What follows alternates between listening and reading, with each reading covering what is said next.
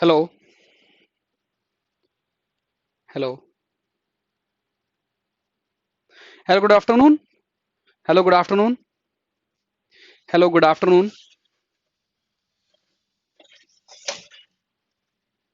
Good afternoon.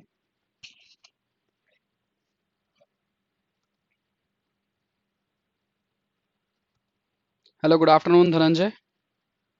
चलिए, जो last topic हम लोगों ने देखा था, लास्ट टॉपिक को देखते हैं कि लास्ट टॉपिक हमने क्वेश्चन कहाँ तक किए थे। तो आई गेस कि हम लोगों ने क्वेश्चन कर लिए थे, क्वेश्चन नंबर 116, 116 तक क्वेश्चन कर लिए थे। आई गेस मुझे जहां तक याद है 116 तक क्वेश्चंस हो गए थे, है ना धनंजय? तो अब हम आगे बढ़ेंगे और क्वेश्चन नंबर 117 की तरफ पर देखते हैं। क्वेश्चन नंबर 117, और क्या बोल रहा है क्वेश्चन नंबर 117, देखते हैं उसे, है ना? क्वेश्चन नंबर 117 क्या बोल रहा है? क्वेश्चन नंबर 117 जो है वो क्या बोल रहा है, देखिए। क्वेश्चन नंबर 11 बोल रहा है, 117 बोल रहा है आपके पास पर, the modular ratio in compression zone is, the modular ratio in compression zone is, क्या रहता है कंप्रेशन जोन का मॉडुलर रेशियो? हाँ जी, देखिए क्वेश्चन नंबर 117, 115 हुआ था, 116 भी हो गया था ना, 116 भी हो गया था, जिसमें हमने क्रीप कोफिशिएंट के बारे में बात किए थे, बता दिया था मैंने 116 धनंजय। 117 से देखने वाले हम।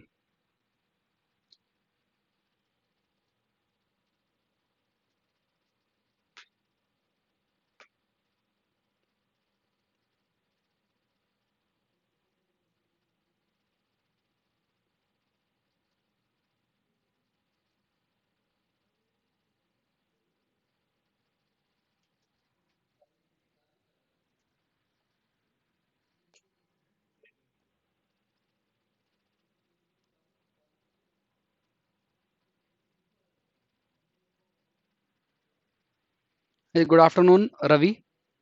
ओके, सो 116 यदि देखना है तो मैं 116 भी बता देता हूँ। This is 116। ओके, 116 का था question, the creep coefficient when the loading is done after 1 year, एक साल के बाद आपके पास पर कितना होता है? 1.1 होता है। ओके, 1.1 होता है। चलिए नेक्स्ट क्वेश्चन की तरफ पर देखते हैं। नेक्स्ट क्वेश्चन क्या बोल रहा है? नेक्स्ट क्वेश्चन बोल रहा है, the modular ratio in compression zone is, है ना? Compression zone, modular ratio compression zone के बारे में बात करता है, तो मैं थोड़ा सा आप लोग को बता देता हूं।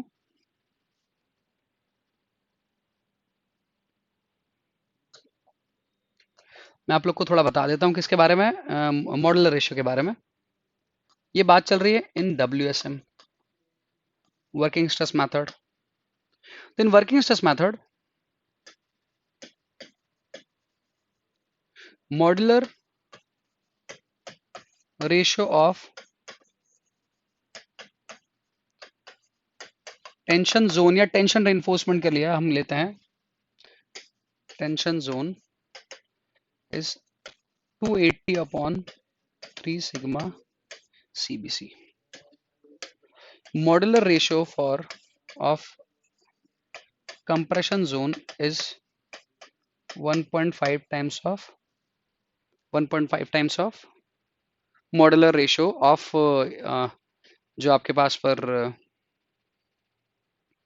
क्या रहता है, मॉडुलर रेशियो जो टेंशन जोन का है, मतलब टेंशन जोन का मॉडुलर रेशियो यदि मैं इसे बोल देता हूँ M, तो कंप्रेशन जोन का उससे 1.5 टाइम्स ज्यादा होता है, ऐसा। दीज ऑल आर कंसिडरेशन, ये दोनों कंसिडरेशन है ना? चलिए, 117 का ए बता रहे हैं मुझे, कौन बता रहे हैं 117 का ए? ये बता रहा है मुझे धनंजय, हाँ बिल्कुल धनंजय सही है ना? चलिए, तो यहां पर यदि मैं बात करता हूं तो ये आपके पास पर 1.5 टाइम्स ऑफ मॉडुलर रेशियो क्यों रखा गया है? सबसे इंपॉर्टेंट हो जाता है कि 1.5 टाइम्स ऑफ मॉडुलर रेशियो के बारे में हम देखें कि क्यों देखने को मिलता है। तो जब हम बात करते हैं किसके अंदर पर बात करते हैं, हम बात करते हैं WSM मेथड के अंदर पर, तो जो क्रीप श्रिंकेज स्ट्रेन होती है कंक्रीट की, वो एक नॉन नॉन लीनियरिटी बोल सकते हो, नॉन लीनियरिटी लेकर आती है। और due to this non linearity compressive stress increases. ध्यान से समझिए, creep and shrinkage of concrete, creep and shrinkage of concrete जो रहता है आपके पास पर, है ना, तो वो बहुत ज्यादा नॉन लीनियरिटी लेकर आता है। नॉन लीनियरिटी यदि मैं बात करता हूं तो नॉन लीनियरिटी किसके रिस्पेक्ट हम बात कर रहे हैं? लीनियर और नॉन लीनियर रहता है स्ट्रेन।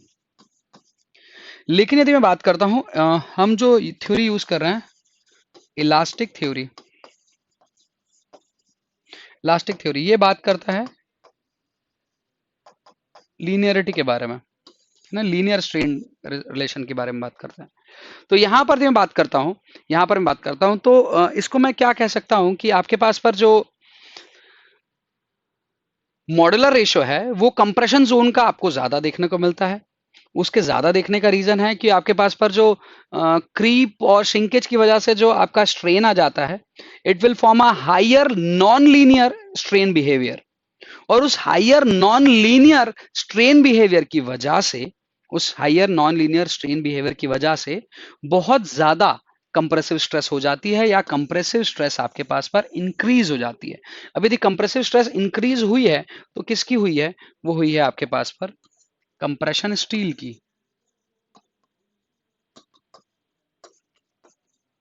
कंप्रेशन स्टील की। इसी वजह से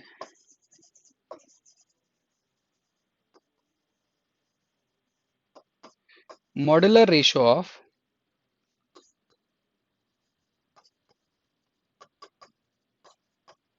compression zone is 1.5 times of modular ratio of tension zone, you can say. Okay, so ये आपको समझ में आना चाहिए कि क्रीप और श्रिंकेज की वजह से जो स्ट्रेन आएगी वो नॉन लीनियर रहेगी और बहुत ज्यादा अमाउंट की रहेगी। खास करके मैं बात करता हूँ कंप्रेशन जोन में, तो उससे कंप्रेसिव स्ट्रेस बहुत ज्यादा अमाउंट में बढ़ जाती है, और कंप्रेसिव स्ट्रेस यदि बहुत ज्यादा अमाउंट में बढ़ जाती है तो फिर आपको कंप्रेसिव स्ट्रेस ज्यादा अमाउंट बढ़ जाती है, तो उसकी वजह से आपके पास कंप्रेशन स्टील पर स्ट्रेसेस ज्यादा होगी, और कंप्रेशन स्टील पर स्ट्रेसेस ज्यादा होगी तो वहां पर मॉडल रेशियो आपको ज्यादा देखने को लिए मिलेगा। ओके, मॉडल रेशियो ज्यादा देखने को मिलेगा। ओके, क्योंकि कंक्रीट ज्यादा वीक हो जा रहा है, कंक्रीट और वीक हो जा रहा है तो मॉडुलर रेशो और स्ट्रांग हो जा रहा है, मॉडुलर रेशो और स्ट्रांग हो जा रहा है, क्योंकि नॉन लीनियर बिहेवियर को लीनियर में कंसिडर करना है तो हमने क्या किया, कंक्रीट को और वीक मान लिया। Okay, so so this is the reason why we are having, क्या हमें मिल रहा है, द रीजन कि हमें क्या मिल रहा है, modular ratio of compression zone more than, क्या होगा Dhananjay, more than tension zone, more than tension zone. Clear है धनंजय, रवि, और भी लोग लाइव हैं? कौन है लाइव? लाइव कौन है भाई, और मुझे बताएं। शर्मा जी, प्रद्युम्न, है ना, जितेंद्र, लाइव हैं आप लोग? तो आप लोग भी आंसर कर सकते हैं इसका। तो इसका आंसर हो जाएगा, नवीन भी है ना, तो इसका आंसर हो जाएगा मोर देन टेंशन जोन, है ना। तो you can consider it as tension zone का होता है एम, और कंप्रेशन जोन का होता है 1.5 times of tension zone M. Clear है ना? है ना, पहली बात तो डब्ल्यूएसएम से बहुत कम क्वेश्चन आते हैं, आएंगे तो फिर कुछ इस तरह के देखने को मिलेंगे। नेक्स्ट क्वेश्चन देखते हैं। नेक्स्ट क्वेश्चन यहाँ पर है, how many times the modular ratio in compression zone is of tension zone? बताइए इसका आंसर, इसका आंसर बताइए जल्दी से, जल्दी से इसका आंसर बताइए, जल्दी से इसका आंसर बताइए। बिल्कुल सही, बिल्कुल सही, अभी बताया, ऊपर ही बताया मैंने। आंसर इज ऑप्शन ए ना, दिस इज कंसिडरेशन, है ना, हो जाता है वैसी वाली बात नहीं है ना, it is just a consideration.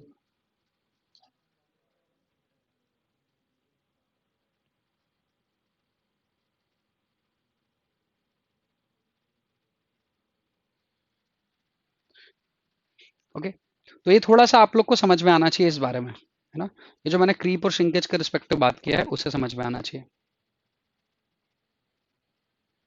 Okay, कुछ और भी टर्म्स जो थोड़ा सा तो बहुत ज्यादा तो इंपॉर्टेंट नहीं है, लेकिन फिर भी बता देता हूँ मैं, यहाँ से आप लोग याद रख लीजिएगा, है ना, कभी काम आ जाए तो, है ना। श्रिंकेज के बारे में बात करता हूँ।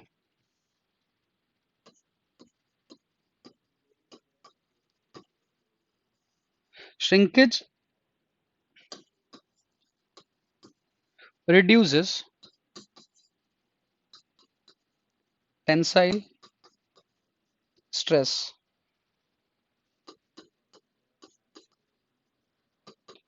in tension zone, but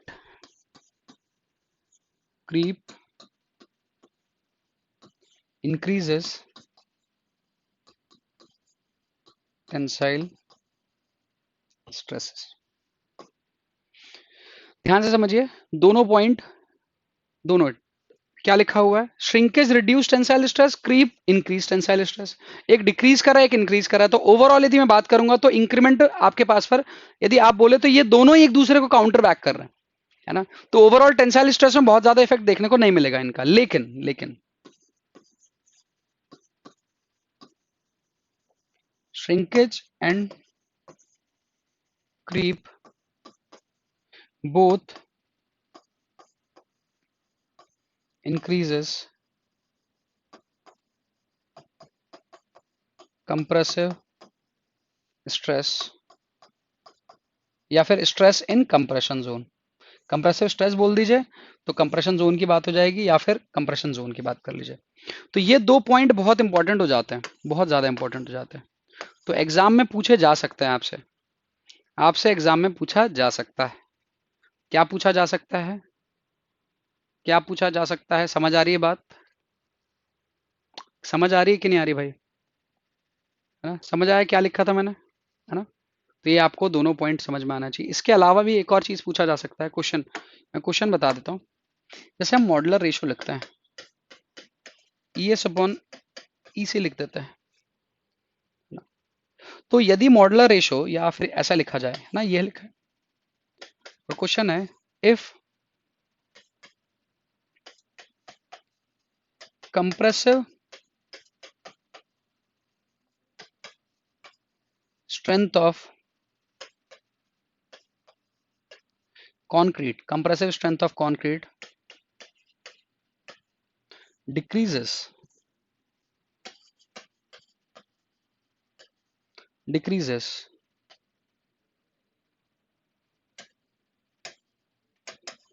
which modular ratio affect most, compression zone का, टेंशन जोन का, both, none of the above. This is a question, this is a question I am giving to you, है ना। if compressive strength of concrete decreases which modular ratio affect most, tension zone का या compression zone का? जल्दी बताइए, जल्दी बताइए मुझे। यहाँ पर इसी टॉपिक से रिलेटेड एक क्वेश्चन मैंने पूछ लिया ताकि आप लोग को कुछ कभी क्वेश्चन वोश्चन पूछे तो आपको बनना चाहिए। जल्दी बताइए, जल्दी जल्दी जल्दी बताएं इस क्वेश्चन का आंसर। तुक्का नहीं लगाना, तुक्का लगाने वाले शांत रहे। जिनको पता है, जिनको लग रहा है कि सर मुझे ऐसा लग रहा है कि ऐसा हो सकता है, तो वो लोग बताएं।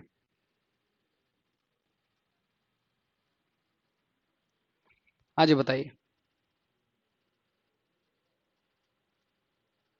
क्या हो सकता है, जल्दी जल्दी बताइए।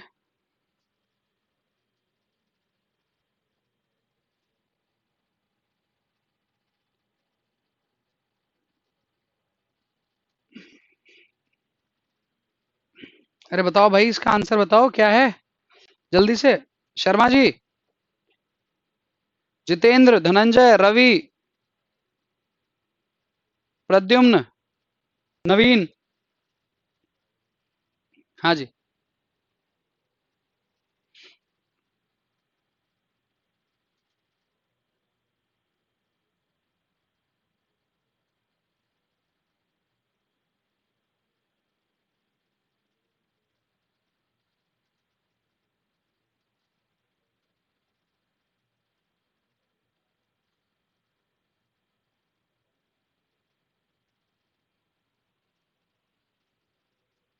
हाँ जी।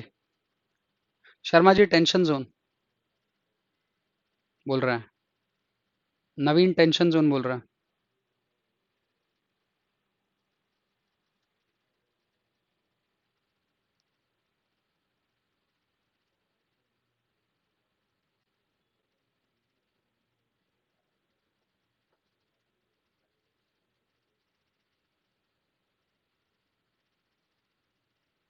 एक चीज थोड़ा सा ध्यान से समझे, है ना, मटेरियल के बारे में।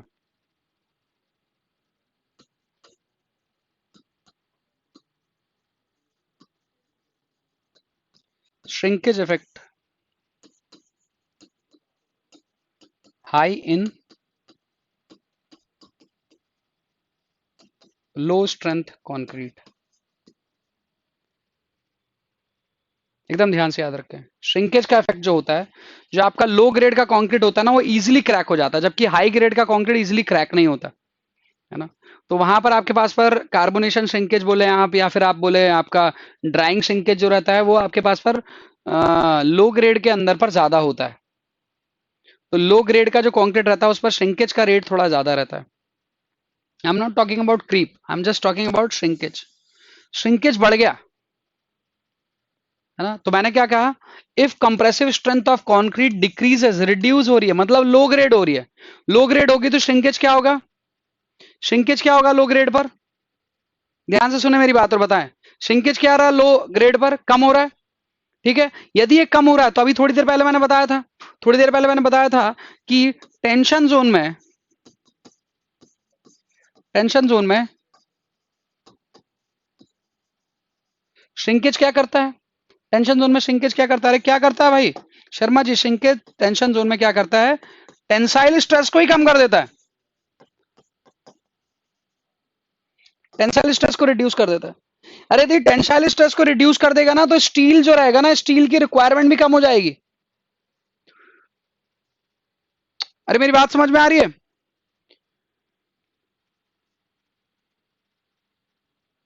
हाँ, बहुत सारी चीजों पर डिपेंड करता है। मैं बोल रहा हूं श्रिंकेज बहुत सारी चीजों पर डिपेंड करता है, लेकिन स्ट्रेंथ, जो स्ट्रेंथ है वो श्रिंकेज पर डिपेंड करती है ना। यदि हाई टू लो स्ट्रेंथ पर चले जाते हो तो श्रिंकेज का इफेक्ट देखने को मिलता है आपको। ये जो श्रिंकेज जो रहता है आपके पास पर, श्रिंकेज जो आपके पास पर रहता है, हाई रहेगा इन लो स्ट्रेंथ कंक्रीट, लो स्ट्रेंथ के कंक्रीट में हाई रहेगा श्रिंकेज। उसमें बहुत सारे फैक्टर्स देख सकते हैं अपन, बीएमसी के अंदर देख लेंगे, यदि आप लोगों ने पढ़ा होगा तो बहुत अच्छा।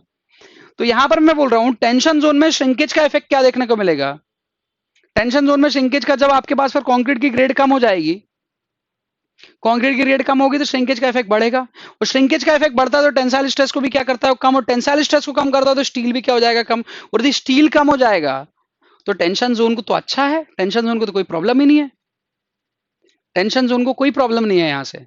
जो प्रॉब्लम है वो है कंप्रेशन जोन को, और कंप्रेशन जोन में श्रिंकेज बढ़ेगा, तो श्रिंकेज बढ़ेगा तो स्ट्रेसेस भी बढ़ेगी, स्ट्रेसेस बढ़ेगी तो वहां पर मॉडुलर रेशियो भी बढ़ेगा। मेरी बात समझ में आ रही है रवि और शर्मा जी, नवीन, रवि शर्मा जी और नवीन, समझ आ रही मेरी बात, क्या बोल रहा हूं मैं? रवि शर्मा जी नवीन।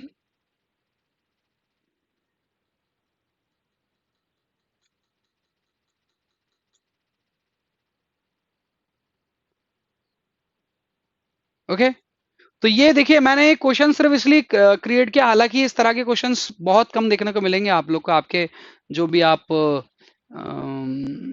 जेई या फिर एई का यदि एग्जाम देना चाहेंगे तो बहुत कम है ऐसे क्वेश्चन, लेकिन आ सकते हैं, है ना।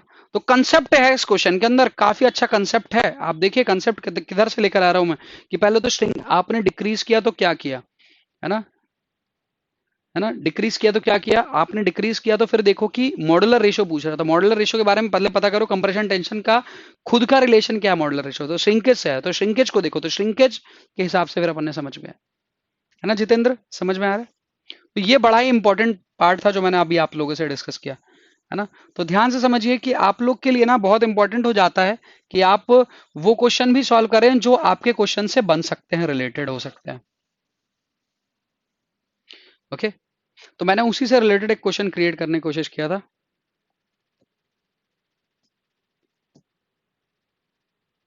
चलिए क्वेश्चन नंबर 119, 119 देखें। सभी लोग 119 देखे, क्वेश्चन नंबर 119 सभी लोग, और बताएं मुझे आंसर क्या होगा।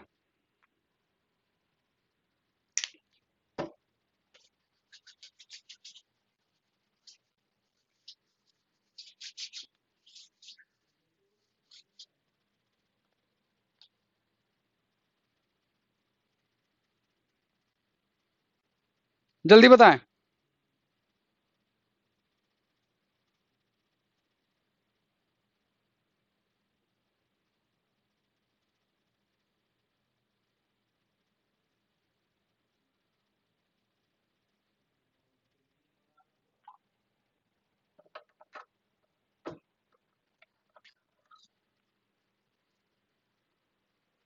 मयंक कोठारी, सी।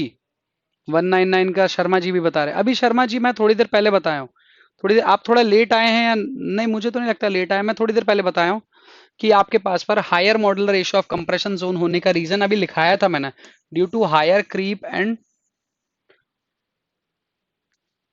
श्रिंकेज बेसिकली होता है, लेकिन हायर क्रीप एंड श्रिंकेज दोनों के दोनों होता है। मेजर डोमिनेशन हालांकि हमेशा क्रीप का होता है, बिकॉज कैन बी neglected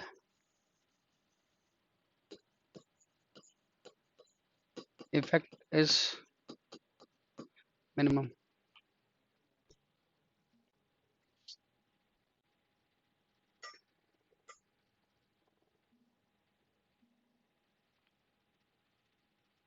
हाँ जी।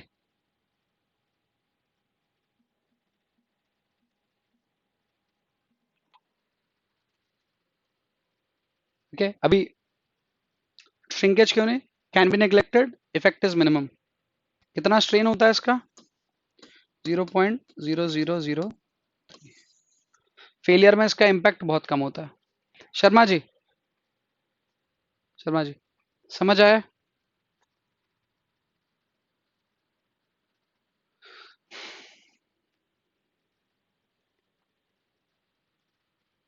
समझ आया सभी को। चलिए नेक्स्ट क्वेश्चन पे पढ़ते हैं। Question number 120।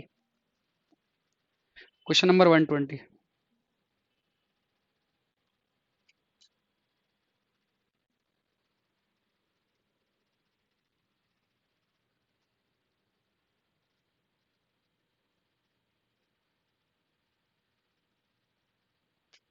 Question number 120, the load combination for limited state of serviceability. अब ध्यान से देखिए, क्वेश्चन में एक वर्ड लिख रखा है, सर्विसिबिलिटी।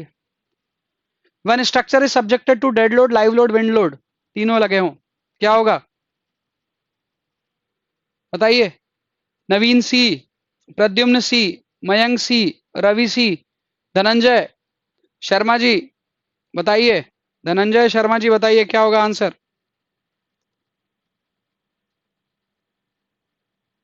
जितेंद्र बताइए क्या होगा answer.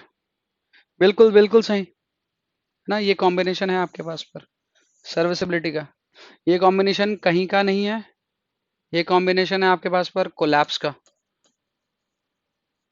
This is for collapse, this is, ये भी कहीं का नहीं है। ओके, चलिए, तो यहाँ पर ऑप्शन था ऑप्शन सी। नेक्स्ट क्वेश्चन देखते हैं। नेक्स्ट क्वेश्चन देखें, the load combination for limited state of collapse when structure subjected to. The load combination of limited state of collapse when structure subjected to dead load and wind load for checking against overturning, stability against overturning. बता दिया था उस दिन भी, मैंने बता दिया था कॉम्बिनेशन। कॉम्बिनेशन क्या होगा आपके पास पर, कौन बता रहे हैं। सी, धनंजय पिछले का सी था, इसका बताइए। नवीन इसका क्या बता रहे हो, ए। एग्जैक्टली गलत नवीन, एग्जैक्टली गलत नवीन। मयंक सही है। प्रद्युम्न शर्मा जी सभी लोग बताएं। प्रद्युम्न शर्मा जी, जितेंद्र,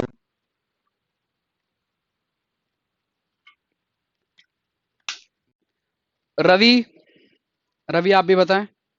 इसका आंसर है डी। दो कॉम्बिनेशन होते हैं आपके पास पर, एक होता है 1.5 dead load plus lateral load बोल देता हूं मैं, प्लस 1.5 अर्थक्वेक लोड और विंड लोड, और एक होता है 0.9 dead load plus 1.5 earthquake load and wind load. This is for overturning of structure ना? क्या होता है इसका मतलब, मैंने आप लोग को हाँ कोई बात नहीं, ध्यान नहीं रहा, एक क्वेश्चन गलत हो गया, बस इतना ध्यान रख। Next question number 122, 122 question number 122 का बताइए।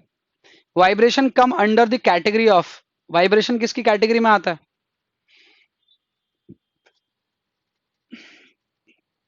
Vibration come under the category of 122 का, जल्दी जल्दी बताइए। बता चुका हूं मैं, कल ही हुआ था डिस्कशन, कल ही हुआ था डिस्कशन। किस पर आता है भाई? Limit state of serviceability, limit state of serviceability है ना, वाइब्रेशन आता है limit state of service. Clear है? चलिए नेक्स्ट क्वेश्चन, क्वेश्चन नंबर 123 बता चुका था मैंने, वो वाला क्वेश्चन है ना। शर्मा जी आंसर नहीं आया आपका इस क्वेश्चन का, जल्दी बताइए क्या है।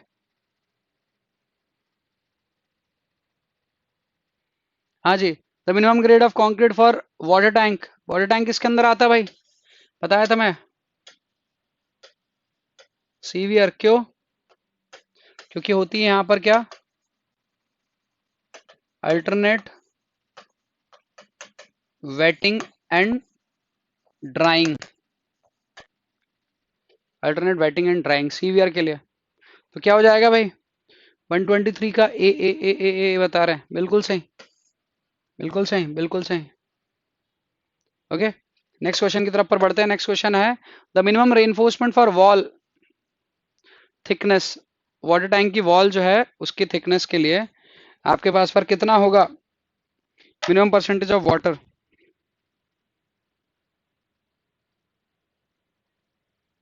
जल्दी बताएं।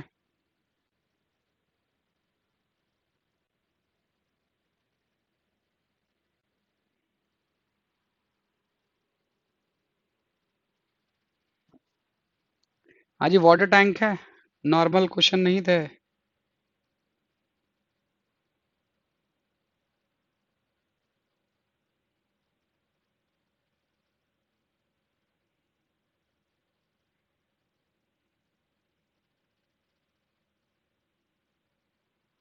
हाँ जी, जल्दी जल्दी बताएं। रवि ए बता रहे हैं, और 124 का बी बता रहे हैं। कौन बता रहे हैं भाई 124 का बी? मयंक बता रहे हैं।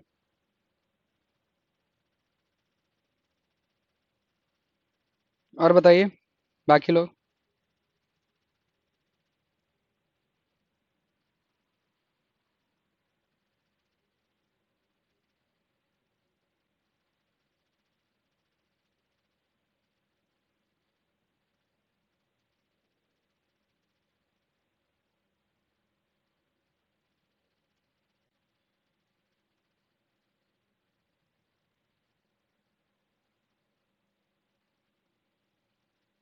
क्या हुआ आंसर? शर्मा जी आइडिया नहीं है इसका? बाकी लोग?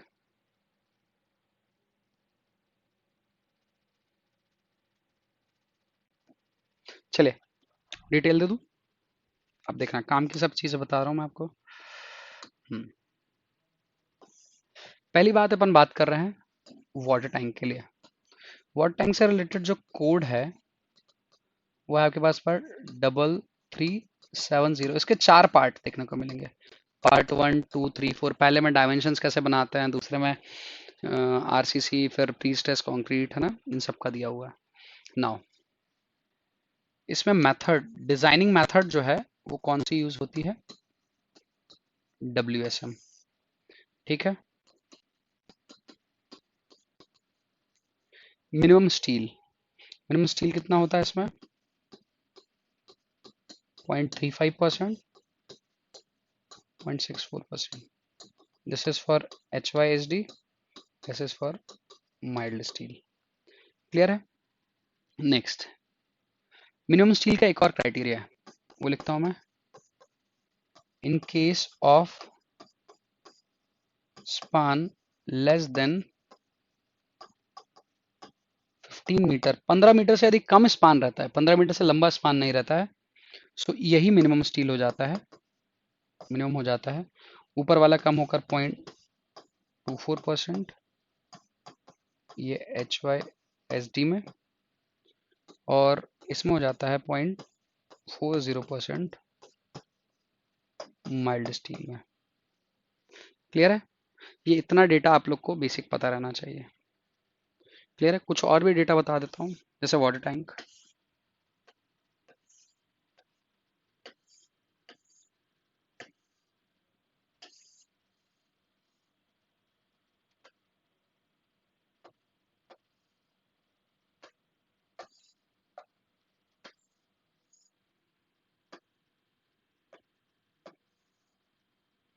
इस तरह से एक वाटर टैंक है, इस तरह से कोई वाटर टैंक है। तो इस वाटर टैंक के अंदर पर दो अलग अलग तरह की वॉल रहती है। एक वॉल को हम बोल देते हैं शॉर्ट वॉल, और एक वॉल को हम बोल देते हैं लॉन्ग वॉल। दोनों की डिजाइनिंग अलग अलग तरह से की जाती है, शॉर्ट वॉल की अलग, लॉन्ग वॉल की अलग की जाती है। क्लियर है? दोनों की वॉल की अलग। तो ये जो डिजाइनिंग है, इनकी डिजाइनिंग डिपेंड करती है ratio of long wall to, इसको मैं ऐसा लिख देता हूँ, डिपेंड करता है। लॉन्ग वॉल की लेंथ को मैं बोल दे रहा हूँ L, और शॉर्ट वॉल की लेंथ को मैं बोल दे रहा हूँ कैपिटल B। तो L बाय बी का रेशो लेस देन 2 के लिए अलग होती है, और L बाय बी का रेशो लेस ग्रेटर देन 2 के लिए अलग होती है। इस लेस देन इक्वल टू 2 के लिए अलग, और ग्रेटर देन 2 के लिए अलग होती है। क्या होता है वाटर टैंक, उसको अभी जानने की जरूरत नहीं है आपको, आपको इतना डेटा बस पता रहना चाहिए एटलीस्ट। क्लियर है सभी को? सभी को क्लियर है? भाई क्या क्या बताया मैंने, ये पता चला, ये पता चला। वाटर टैंक के अंदर एक और चीज भी होती है, चलो बताता हूँ क्या। ये तो समझ आ गया होगा, इसको हटा देता हूँ।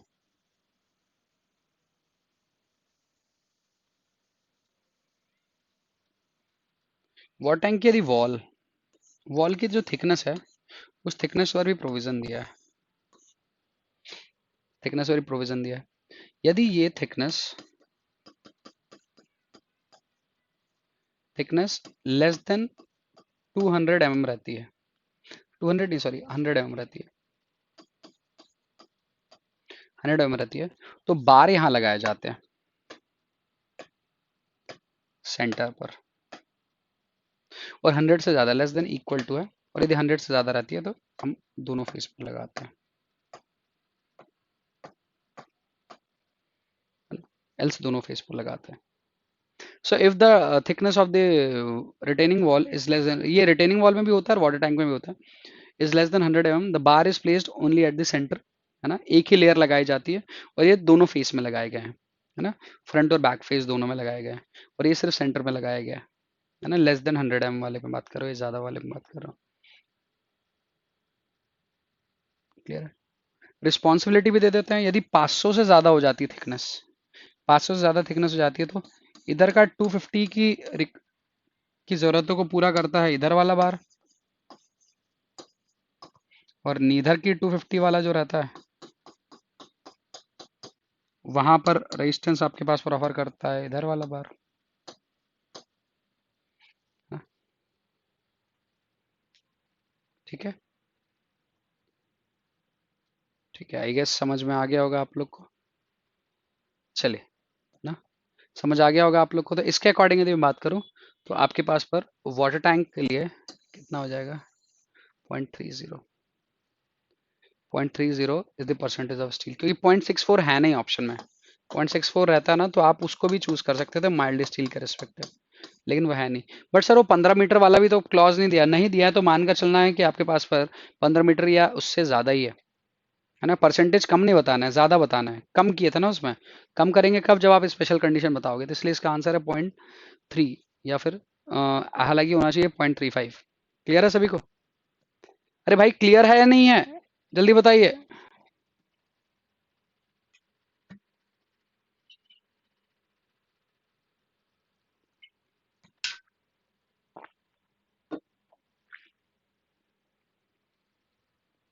शर्मा जी क्लियर है?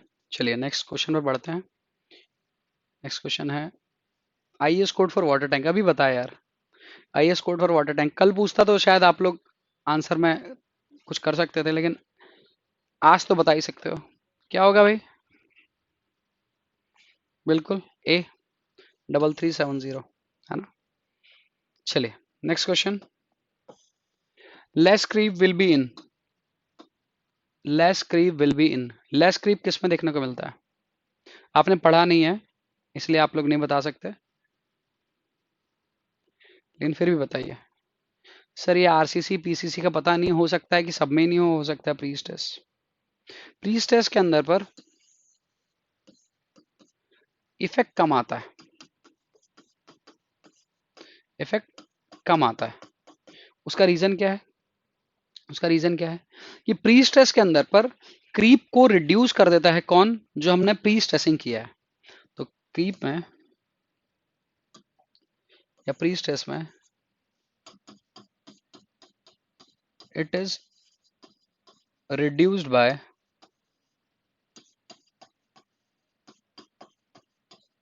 Pre stressing force, it is reduce by pre stressing force. तो प्री स्ट्रेसिंग का जो फोर्स है उससे रिड्यूस कर दिया जाता है, उससे क्रीप के इफेक्ट को ही रिड्यूस कर दिया जाता है। तो क्रीप के इफेक्ट को रिड्यूस कर दिया तो क्रीप का इफेक्ट जो है आपको कम देखने को मिलता है किसमें? प्री स्ट्रेस कंक्रीट में। क्लियर है बात 127 का? सभी को 127 का क्लियर है भाई? 127 का क्लियर है जी सभी को? तो 127 का आंसर क्या है? 127 का आंसर है सी। Okay,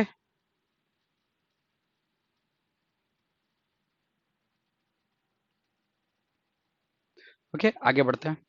next question, the effect of creep on modular ratio, the effect of creep on modular ratio. क्या होगा भाई मॉडुलर रेशियो पे क्रीप का इफेक्ट? देख सकते हैं अपन, क्या देख सकते हैं? आप लोग पहले तो मुझे आंसर दें, आप लोग आंसर दें मुझे, फिर मैं आगे बताऊंगा।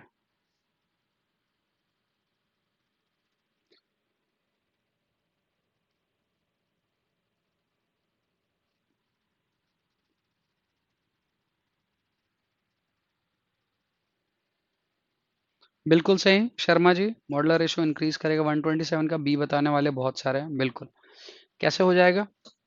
m is equal to E S upon E C और 1 प्लस थीटा, ऐसा लिख सकते हैं अपन लॉन्ग टर्म मॉडुलस, है ना। लॉन्ग टर्म मॉडुलस ऐसा लिख सकते हैं। क्रीप बढ़ेगा तो थीटा क्या आपके पास पर, यदि मैं बात करता हूँ क्रीप का मॉडुलर रेशियो पर, क्रीप की वजह से ये पूरी की पूरी वैल्यू कम हो जाएगी, और ये पूरी की पूरी वैल्यू कम हो जाएगी तो मॉडुलर रेशियो बढ़ जाएगा, है ना। It is due to creep, due to creep पूरा इलास्टिक मॉडुलस जो रहता है कंक्रीट का कम होता है, तो आपका मॉडुलर रेशियो जो होगा वो इंक्रीज कर जाएगा। क्लियर है? Next question. हाँ जी, नेक्स्ट क्वेश्चन देखें, एक और बताएं मुझे। बड़ा सिंपल सा क्वेश्चन है, क्वेश्चन नंबर 128।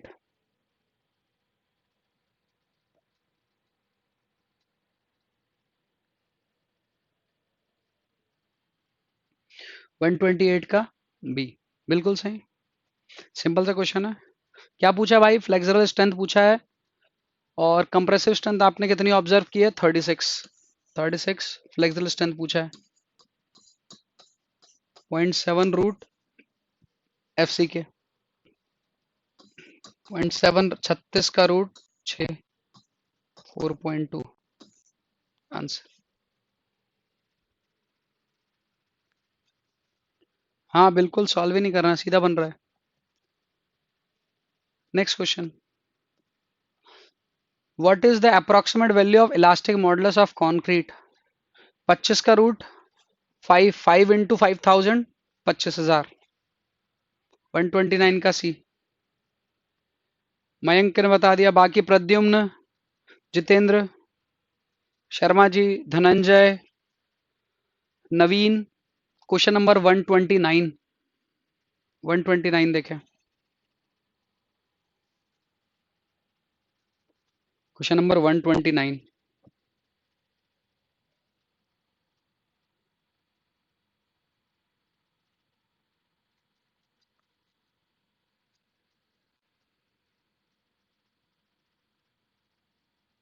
हाँ जी, क्या आंसर है इसका? सी, बिल्कुल सही। सी क्या हो जाएगा भाई? 5000 रूट एफ सी के रूट कितने का? 25 का। तो इसका रूट लेंगे तो कितना हो जाएगा? इसका रूट हो जाएगा कितना? 5। तो 5 इसको हटा देते तो 5 into 5000, 25,000। Okay, next. According to I S 456 1978, 1978 में वही था, flexible strength of concrete is, flexible strength of concrete is 130 का। मयंक, नवीन, नवीन ने बता दिया, मयंक बता रहा है 130 का। धनंजय, प्रद्युम्न 130 का भी बता दिया। बहुत सही, बहुत शाबाश, बहुत शाबाश रवि, बढ़िया। 130 का क्या होगा शर्मा जी? किससे? आपके पास फिर फ्लेक्सिबल स्ट्रेंथ क्या होती है? 0.7 रूट एफ सी के, मतलब directly proportional to square root of compressive strength. कुछ लोग बोल सकते हैं directly proportional to compressive strength, नहीं, directly proportional to square root of compressive strength, ये ज्यादा अप्रोप्रिएट होगा। Okay,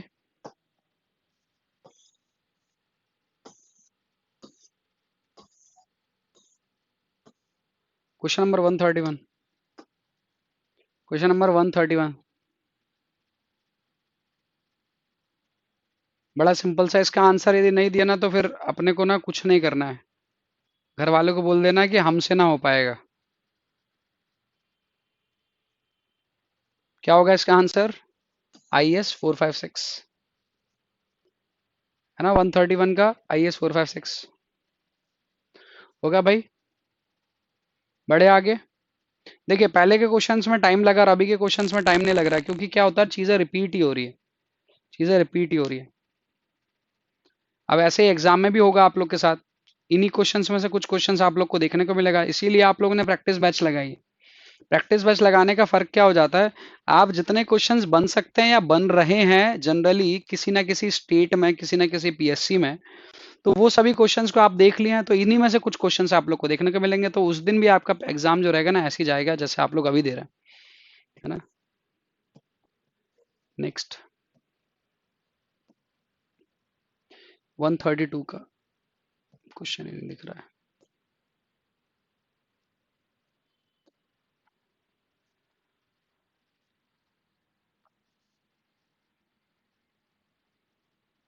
If EC and ES are modulus of elasticity of concrete and steel respectively, then modular ratio will be, क्या होगा भाई? इतनी बार लिख दिया है ES अपॉन EC, है ना। चलिए, अभी ये मत बोलना सर कितने सिंपल सिंपल क्वेश्चन आ रहे हैं, ये बोलना नहीं, इसमें मेरी कोई गलती नहीं है, मेरी कोई गलती नहीं है इसमें, जो आ रहे हैं तो आ रहे हैं यार, मैं भी क्या ही कर सकता हूँ। मैं भी तुम्हारे जैसे ही यही, मैं भी यही सोच रहा हूँ, इतने आसान आएंगे क्या इनको एग्जाम में क्वेश्चन, तो पूरे सिलेक्ट हो जाएंगे, हैं। कुछ किसी के लिए कोई पोस्ट छोड़ोगे, डेजिग्नेशन कुछ छोड़ोगे क्या? किसी के लिए कोई वैकेंसी छोड़ोगे? ऐसा नहीं, पूरे स्टेट के मत भर देना यार, सब स्टेट में रैंक वैंक लेकर आ जाओगे आप लोग। सब स्टेट का नहीं भरना, अपने अपने स्टेट का भरना फॉर्म, पता चला सब स्टेट से नौकरी ले रहे हो और करोगे तो एक जगह ही, बेचारो की कुछ की नौकरी खा लोगे। मैंने भी ऐसा किया है, करो, मजा आता है। चलिए, as per I S 456/2000 actual measure value of modulus of elasticity, है ना, क्या होगा भाई? ये वैल्यू कितनी हो सकती है? ±20%, बता चुका था मैंने उस दिन भी।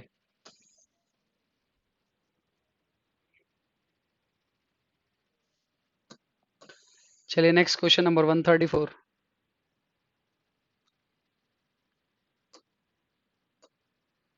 Question number 134, according to IS 456 nominal mixed concrete can be used up to which of the following? ये आपको पता होना चाहिए सभी को। 134,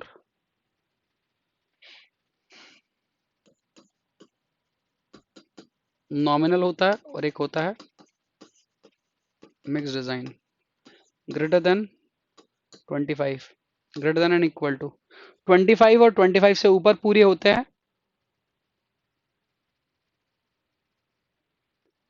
25 और उससे ऊपर होते हैं मिक्स डिजाइन, और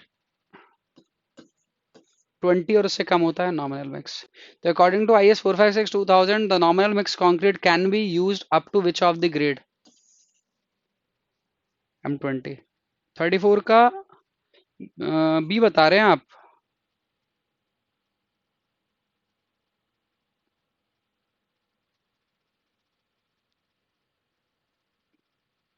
सर ये वीडियो ऐप पर स्टार्ट करें, यहाँ स्किप हो जाता है कभी कभी।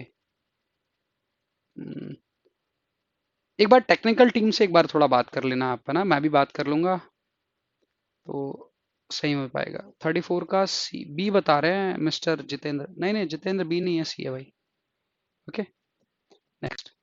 The minimum yield stress for a FE 415। हाँ जी, 135। 135 का क्या होगा? करवा चुके हैं ऐसे क्वेश्चन, बहुत सारे कर चुके हैं अपन। क्या होगा इसका answer? A. Next, the estimated flexural strength of concrete. The estimated flexural strength of concrete. The estimated flexural strength of concrete having measured compressive strength of. The estimated flexural strength of concrete having measured compressive strength of 64. 64 का root क्या होगा? 8। 8 into 0.7 कितना हो गया? 4.8। नहीं नहीं नहीं, कितना है आपके पास पर आया है? 64 आया ना, 64 का 8। 8 सन्स ऑफ 56 होगा। नहीं तो 56 5.6। ओके, चलिए, इस क्वेश्चन का आंसर था 5.6।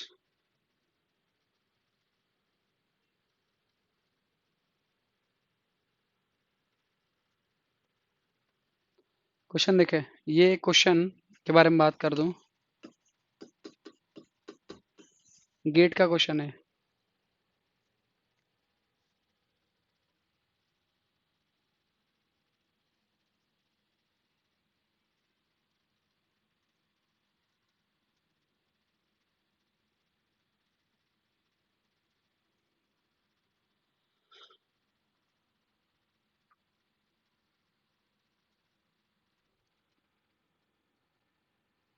बताइए।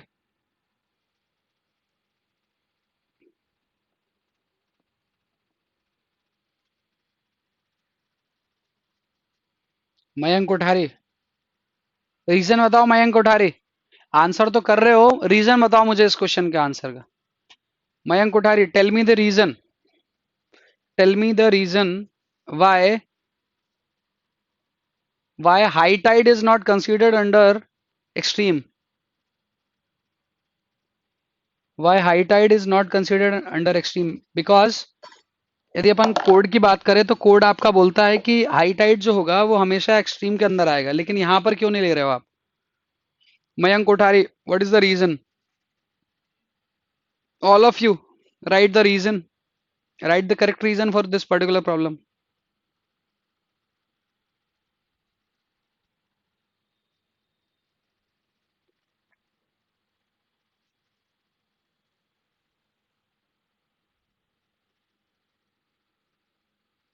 धनंजय सी बता रहा है। Reason. I'm asking about reason. Mayank and Pradyumna. Tell me the reason for this particular problem.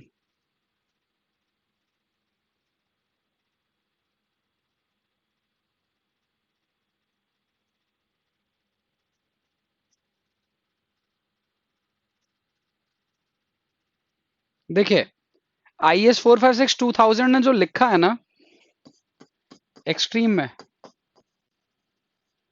उसे हाई टाइड लिखा है।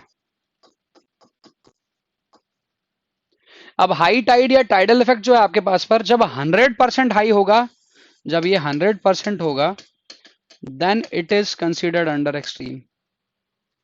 10%, 5% आ रहा है। हाँ बिल्कुल धनंजय, बिल्कुल हाई टाइड को कंसिडर किया जाएगा, एक्सट्रीम में कंसिडर किया जाएगा, लेकिन इसे 100% होना पड़ेगा। मतलब आपके पास पर ऐसा नहीं कि टाइडल इफेक्ट कभी आ रहा है कभी नहीं आ रहा, आया तो आया, साल में 1-2 बार आता टाइडल इफेक्ट, ऐसा नहीं होना चाहिए।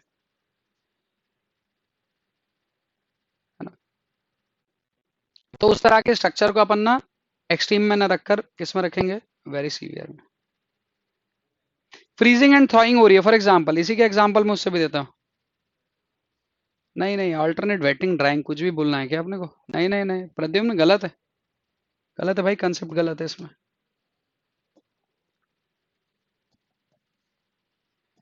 ध्यान से कुछ कुछ चीजें समझना है।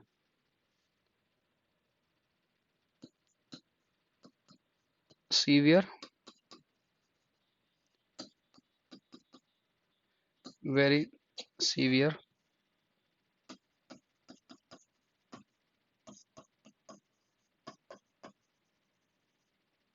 एक्सट्रीम।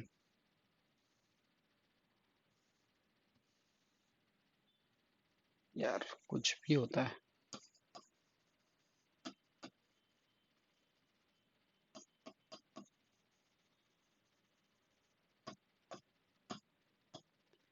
तो यहां पर आता है आपके पास पर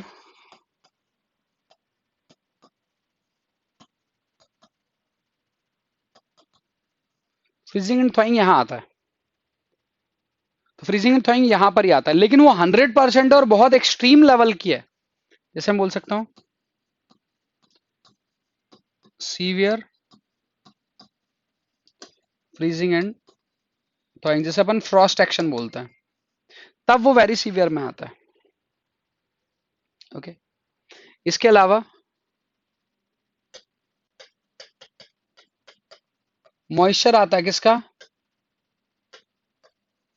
सॉल्ट का मॉइस्चर, या फिर हम बोल सकते हैं, हालांकि सॉल्ट को तो छोड़कर सैलिनिटी छोड़कर पानी उठता है, लेकिन फिर भी यदि आपके पास पर कोस्टल इन्वायरमेंट है तो सीवियर, जब स्प्रे हो रहा है तो ये, जब टाइडल है तो एक्सट्रीम। तो यहां पर जब टाइडल की बात चल रही है तो 100% टाइडल की बात चल रही है। यहाँ पर स्प्रे की बात चल रही है तो 100% स्प्रे की बात चल रही है। यहाँ कोस्टल इन्वायरमेंट मतलब 100% कोस्टल इन्वायरमेंट की बात चल रही है। क्लियर है? यहाँ नॉर्मल फ्रीजिंग थॉइंग कंडीशन चल सकती है, नॉर्मल, तभी तो दूसरे वाले को सीवियर लिखा है। ये क्लियर रहना चाहिए आपको। वाह धनंजय वाह, 70% इज नियरली इक्वल टू 100%, बहुत शाबाश। मेरे 70% मार्क्स आए थे, लेकिन मेरे घर वालों ने मेरी पिटाई कर दी थी। मैं बताऊंगा नहीं किस क्लास में की थी, मतलब उसमें सभी लोगों ने हाथ अपना यूज किया था, मतलब दीदी ने, भैया ने, मम्मी ने, पापा ने, है ना। मेरे घर पर एक मेड भी था उस टाइम पर, वो भी चाह रहे थे कि मतलब वो भी भड़ास निकाले, लेकिन तब तक टाइम जा चुका था। तो 70% तो नहीं थे मेरे, 78% थे, तो 78% पर पिटाई पड़ी, क्योंकि मैं भी बोल सकता था उस टाइम पे 78 इज नियरली इक्वल टू 100। तो धनंजय, इस पॉइंट पर भी शायद मुझे और मार पड़ सकती थी, क्योंकि each and every one knows that 70 and 100 is quite different, है ना। The 70% of tidal effect is not equal to 100% tidal effect. Both are different. Dhananjay, both are different. You can say 95 and 100% is nearly equal, but you cannot say 70% and 100% is equal, nearly equal. So, इस question का answer है very severe. Clear है? ध्यान रखेंगे, मैंने कुछ बताया आप लोग को अभी इसके पीछे, वेरी सीवियर।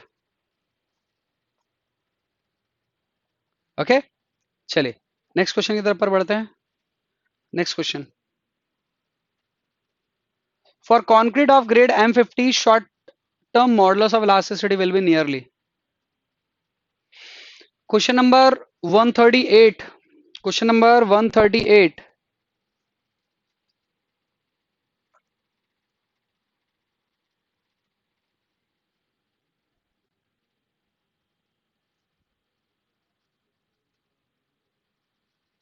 सिंपल है ना। 50 मतलब 5 शॉर्ट टर्म मतलब 5000 रूट एफ सी के, 50 का रूट मैंने बताया था नियरली इक्वल टू 7, 7 इंटू 5000 कितना, 35,000।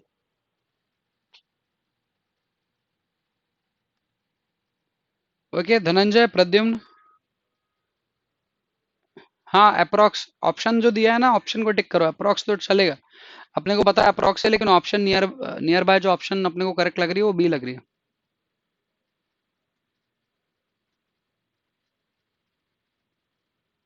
Okay, next question number 139। According to working stress method, according to working stress method, the limiting value of permissible tensile stress for reinforced concrete member in tension for HYSD bar 415 कितनी होगी, निकाल सकते हैं। According to WSM, है ना, limiting ऐसा नहीं है, LSM बोल दिया, limiting value of permissible stress मतलब sigma ST for the reinforce concrete member in tension for HYSD bar 415 divided by 1.8 nearly equal to 230। Clear है, nearly equal to 230। Answer is option B. Pradyumna, Naveen, Naveen Sharma ji answer नहीं आ रहा आपका। शर्मा जी, रवि आपका भी answer नहीं आ रहा काफी टाइम से, आंसर दें आप लोग। क्वेश्चन नंबर 140, क्वेश्चन नंबर 140 देखें।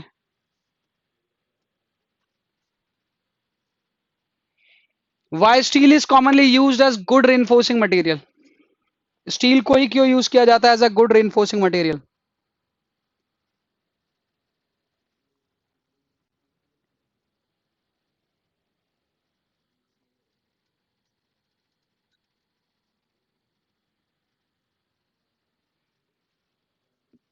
चीपली और बल्क में अवेलेबल हो जाता है, बिल्कुल। Thermal coefficient nearly equal to concrete, बिल्कुल सही। It possess low tensile strength, ये गलत है। It develop good bond with concrete, बिल्कुल सही है। तो ए बी और डी सही है, ऑप्शन ए बी डी और सही वाला ऑप्शन देखने को मिल रहा है, ए ऑप्शन ए। नवीन ए, बाकी लोग ए, सभी लोग, सभी लोग। शर्मा जी चले गए हो क्या आप, रिप्लाई नहीं आ रहा है आपका। Option A is correct, option A is correct. Next question number 141, question number 141 क्या बोल रहा है? In reinforce cement concrete structure, in reinforce cement concrete structure steel reinforcement consist of,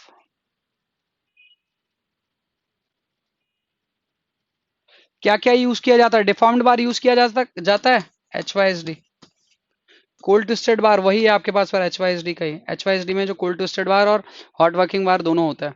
mild steel and medium tensile steel bar बिल्कुल use किया जाता है, सभी को यूज किया जा सकता है। 141, 141 का डी, बिल्कुल। जो लोग आंसर कर रहे हैं उनको पता होगा क्या है आंसर। देखे, एकदम दो क्वेश्चन फुर्ती से बन जाएंगे आपको। Twisted bar has about dash more yield stress than original mild steel bar, ये पढ़ रखा है आपने, ये पढ़ रखा है आपने, बताइए।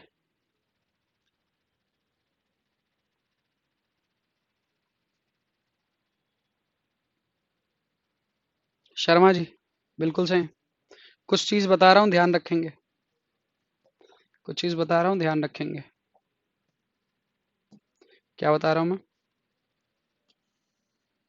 यदि बीम है ये न्यूट्रल एक्सिस है, तो ये कंप्रेशन जोन हुआ, ये टेंशन जोन हुआ। इसको दो पार्ट में डिवाइड कर लेता हूँ। एक तरफ पर बार ऐसा लगाता हूँ,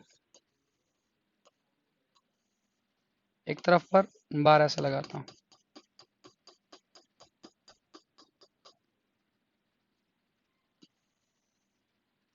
हालांकि ये पॉसिबल नहीं है ना, लेकिन ये सिर्फ अपन अपनी समझ के लिए बता रहे हैं,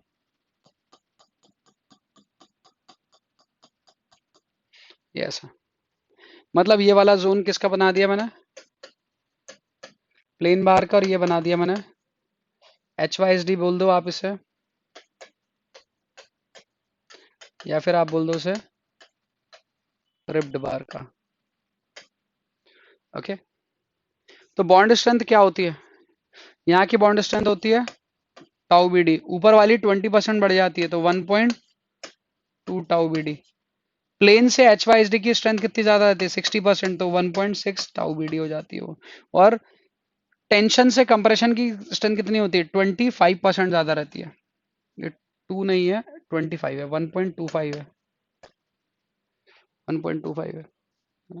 तो ये हो जाएगा 2 tau B D, 2 tau B D.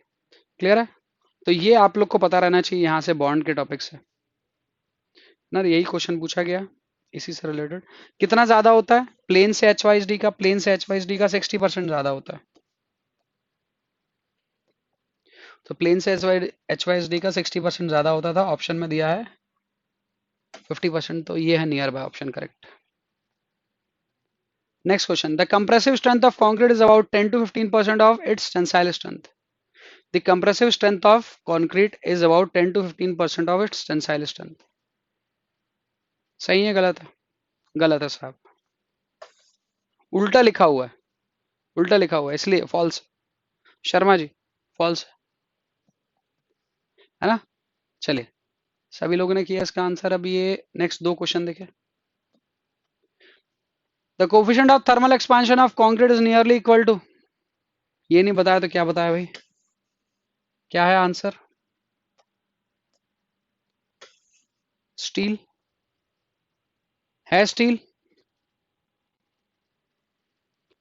Steel. The reinforcement in RCC takes, the reinforcement in RCC takes, कौन सी स्ट्रेस लेता है?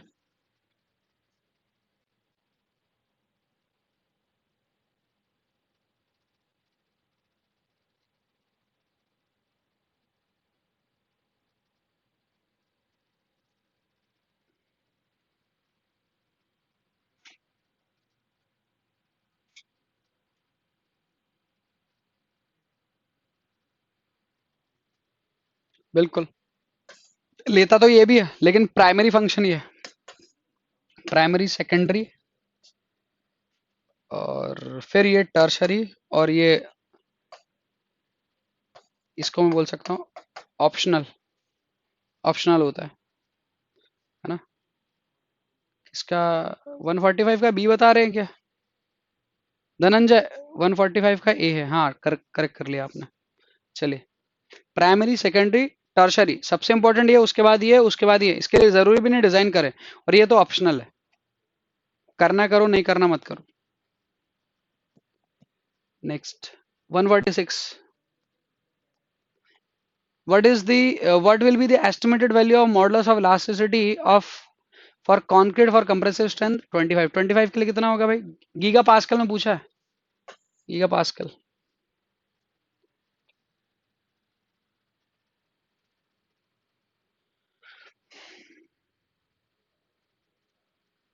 जितेंद्र ए और सी, सी ऑप्शनल था उसमें।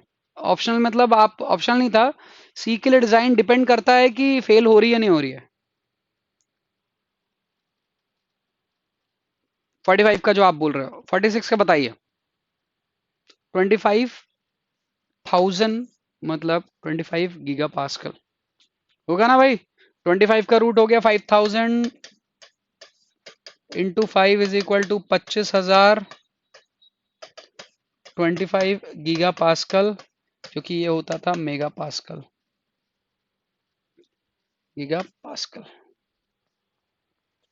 ओके, नेक्स्ट क्वेश्चन नंबर 147, 147 बताइए। Consider the following statement regarding characteristic strength of concrete. Consider the following strength, ये भी gate का है,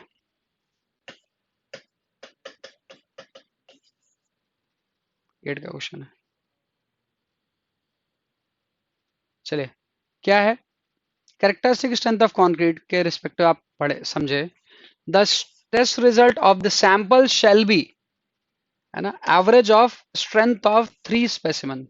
तो सैंपल के बारे में हमें पता है कि सैंपल के अंदर पर, एक सैंपल में कितने स्पेसिमेन होते हैं भाई? Sample is equal to specimen करूंगा, कितने से मल्टीप्लाई करूंगा? अरे 3 सैंपल की बात ही कहां चल रही है? वो सैंपल बस लिखा, कहां 3 सैंपल लिखा भाई? नवीन, नवीन 3 सैंपल कहां लिखा हुआ दिख रहा है? सैंपल वास तो लिखा है। तो एक सैंपल के अंदर पर कितने स्पेसिमेन होते हैं? 3 स्पेसिमेन होते हैं। क्लियर है? तो यहां पर पूछा है the test result of this sample shall be average of the strength of X specimen. कितने स्पेसिमेन? एक्स। तो एक्स की वैल्यू कितनी हो गई? 3। And the individual variation should not be more than y%। किससे ज्यादा नहीं होना चाहिए वेरिएशन? 15% से।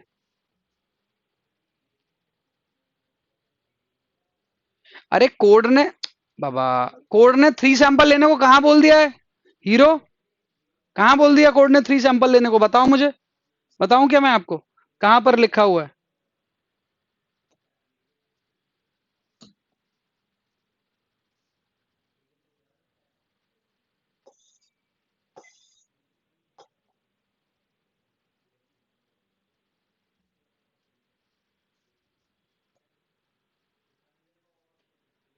ये देखो, नंबर ऑफ सैंपल कितने हो रहे? कितने सैंपल है नवीन? एक सैंपल लिखा है, 3 सैंपल लिखे हैं। यूज कर सकते हैं अपन, 1 मीटर से 5 मीटर क्यूब की कॉन्क्रीटिंग हो रही तो एक सैंपल यूज कर सकते हैं। और यहां पर एक और चीज भी लिखा हुआ है। क्या लिखा हुआ? 3 test specimen shall made each sample. तो स्पेसिमेन और सैंपल का फर्क मैंने बताया था उस दिन, क्या होता है स्पेसिमेन सैंपल ग्रुप सभी का फर्क बताया था। जब सैंपल को 3-4 सैंपल को जब हम एक साथ स्टडी करते हैं तो वो ग्रुप हो जाता है, एक ग्रुप कहलाता है। सैंपल्स को यदि बंच में लेते हैं तो वो एक ग्रुप कहलाता है। और स्पेसिमेन के 3 से स्पेसिमेन का बंच लेते हैं तो वो सैंपल कहलाता है।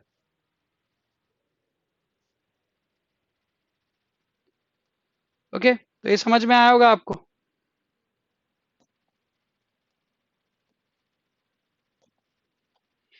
ओके, तो x की वैल्यू पता कर ली थी अपन ने। x की वैल्यू कितनी हो गई थी? 3। और y की वैल्यू कितनी है? 15। तो ये बोल रहा है what should be the value of x and y respectively. x और y की वैल्यू क्या क्या होगी? x की वैल्यू 3 और y की वैल्यू 15।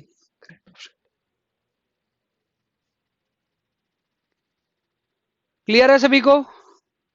सभी को क्लियर है? ये गेट का क्वेश्चन मैं फिर से बोल रहा हूँ, इस तरह के क्वेश्चन ना थोड़े रेयर होते हैं। ये हालांकि थियोरेटिकल क्वेश्चन था इसलिए गेट के क्वेश्चन को यहाँ पर चिपका दिया। हाँ जी, समझ आया? अरे भाई, आया नहीं आया जल्दी जल्दी बताइए मुझे, जल्दी जल्दी बताइए मुझे, आया नहीं आया?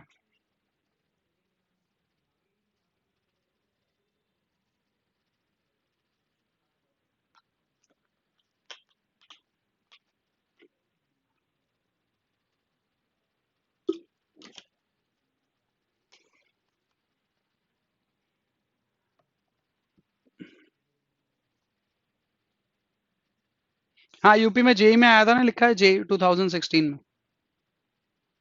ओके, नेक्स्ट क्वेश्चन की तरफ पर बढ़ते हैं।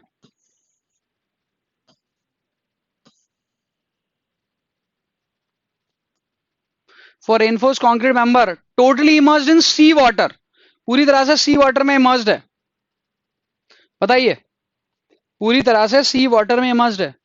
For enforce concrete member totally immersed in sea water the additional cover thickness recommended by the code is.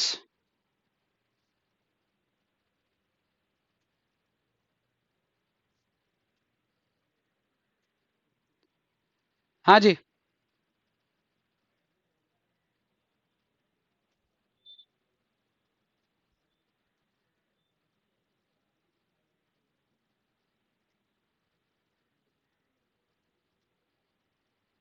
बिल्कुल सही, बिल्कुल सही जो लोग बता रहे डी। बता चुका हूं मैं आपको, fully immersed in water, sea water ये। ओके, ये रहेगा आपके पास पर alternate wetting, alternate wetting and drying in normal water, या ऑफ नहीं, इन इन लिख देता हूं मैं इसको, ये in normal water,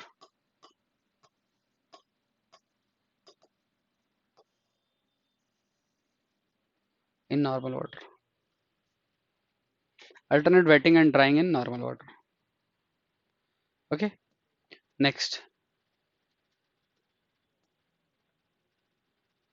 FE 415 in RCC construction Fe 415 RCC construction में क्या कहलाता है? Mild steel, iron of grade 415 क्या कहलाता है भाई? एडिशन पूछा, रुक जाओ मुझे देखना दो। Okay okay, wait wait wait wait wait wait, पिछले क्वेश्चन में मैंने टर्म पढ़ा नहीं। Additional cover thickness recommended by the code is additional, है ना? नॉर्मली आपके पास पर, हाँ जी बिल्कुल नवीन, एडिशनल नॉर्मल कवर आपके पास पर कितना रहता है? 20 mm। नॉर्मल कवर कवर आपके पास पर रहता है 20 mm।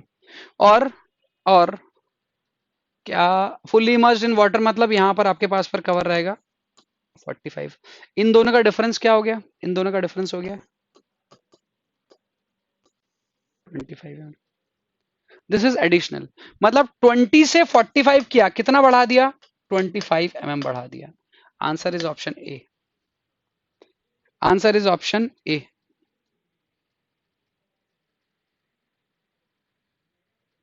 बिल्कुल सही है नवीन, बिल्कुल सही है, बिल्कुल सही बताया आपने नवीन। एडिशनल मैंने वर्ड देखा नहीं था वहां, एडिशनल कवर पूछा था। तो 20 जनरल होता है, लेकिन सी वाटर में फुल्ली इमर्ज होने की वजह से 45 देते, तो कितना बढ़ गया, कितना एडिशनल दिया? 25 mm का एडिशनल दिया।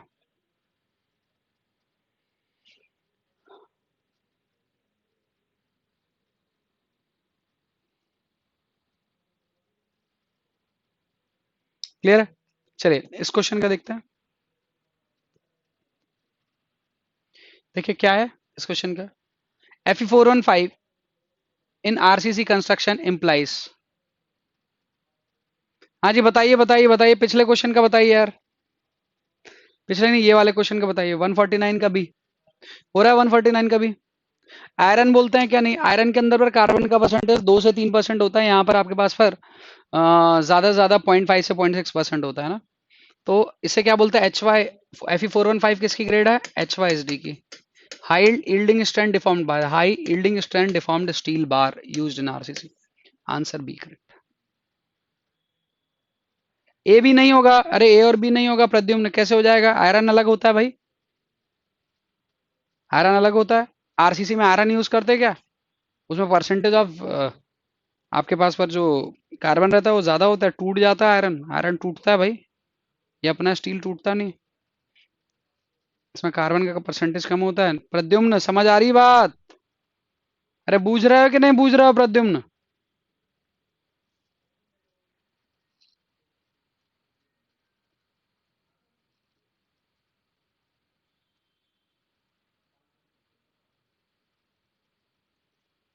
ओके चलिए नेक्स्ट अपन बढ़ते हैं क्वेश्चन नंबर 150 में। क्या बोल रहा है question number 150? Mild steel has Young's modulus. बताइए बताइए बताइए, दो ऑप्शन करेक्ट लग रही होगी, बस एक ही, एक सिंबल, एक सिंबल का फर्क है, एक सिंबल का फर्क है बस। सही लग रहा होगा आपको, दोनों ऑप्शन सही लग रहे होंगे, बस एक सिंबल का फर्क है। बताइए क्या है?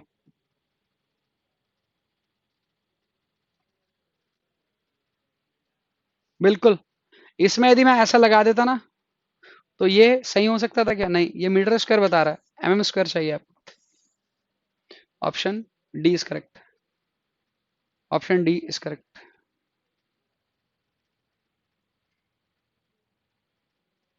किस बारे में नहीं बोल रहे हो नवीन?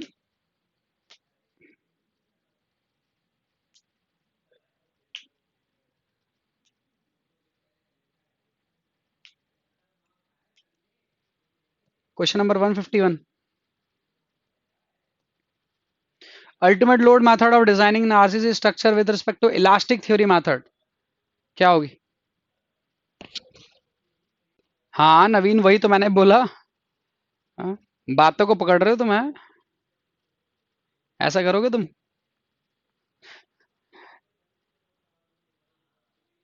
चलिए, ultimate load method of designing RCC structure with respect to elastic theory method. Elastic theory method के अकॉर्डिंग यदि अपन बात करें तो क्या होगा? Ultimate load method elastic theory method के बेसिस पर मोर कॉस्टली। मयंक एग्जैक्टली गलत। मयंक, मयंक ने बी बोला था क्या? नहीं नहीं, बी किसी और ने बोला था। मयंक तुम सही हो। बी किसने बोला था? बी प्रद्युम्न ने बोला था। रवि ये बोल रहा है बिल्कुल। जितेंद्र ये बोल रहा है, बिल्कुल मटेरियल का फुल यूटिलाइज हो जाता है, बिल्कुल नवीन, सही बात है। मयंक तुम्हारी बात सही थी, है ना।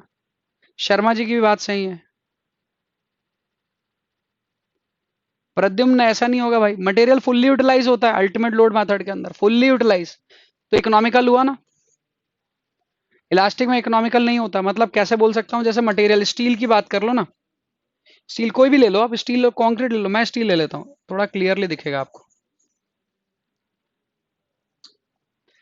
यहां तक यूज होती है कौन सी मेथड, यहां तक की स्ट्रेस को बस यूज करती है, कौन सी मेथड यूज करती है, इलास्टिक मेथड। यहाँ की भी स्ट्रेस को कौन यूज करती है, अल्टीमेट लोड मेथड। तो आपने मटेरियल को जब तक फेल नहीं हो रहा तब तक यूटिलाइज किया, ये इलास्टिक जोन में बात करता हूँ, प्लास्टिक जोन तक भी चला जाता है ना। Elastic is more costly and ultimate load method is more economical compare to each other, है ना। Next question, question number 152। Load factor is defined as the ratio of,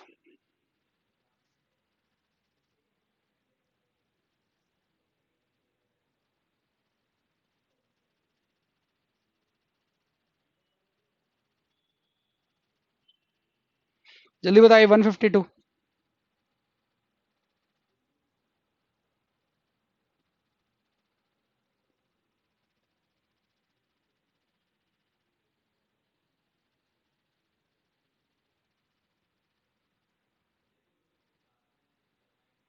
हाँ जी शर्मा जी सही, प्रद्युम्न, मयंक, नवीन।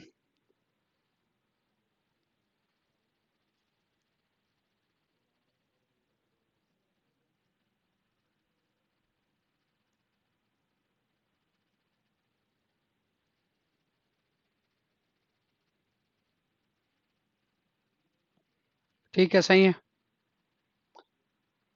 रवि आपका आंसर नहीं आया, जितेंद्र आपका आंसर नहीं आया, प्रद्युम्न आपका आंसर नहीं आया। आंसर है इसका ए। ओके, नेक्स्ट क्वेश्चन में बढ़ते हैं। बताइए आप लोग दोनों तीनों।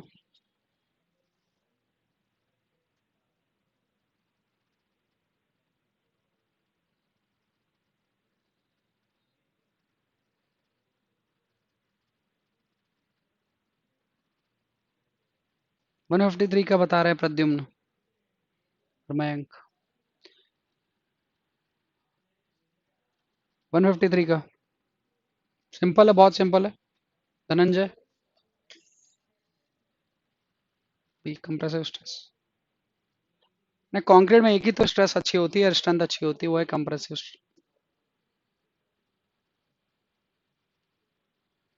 नेक्स्ट दोनों क्वेश्चन का आंसर बताइए, 54 55। 54 और 55 दोनों का बताइए।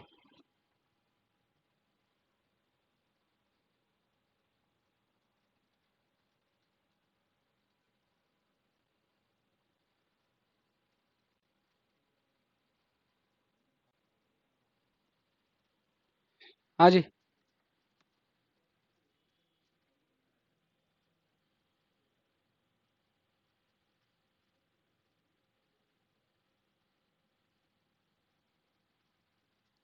54 55 दोनों का बताइए।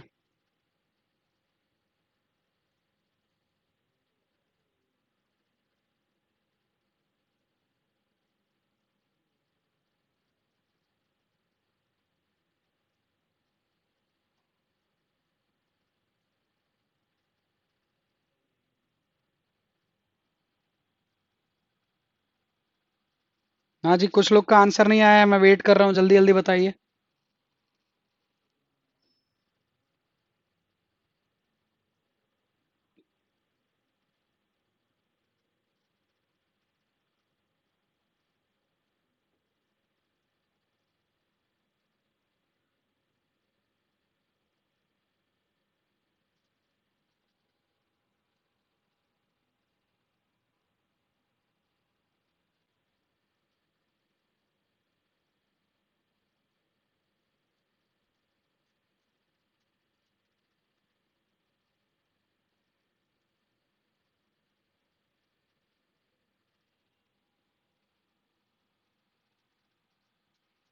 बिल्कुल प्रद्युम्न।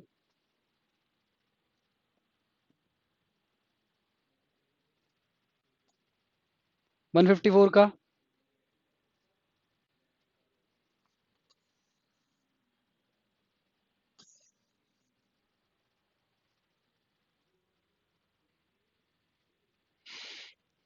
ओके, सभी का।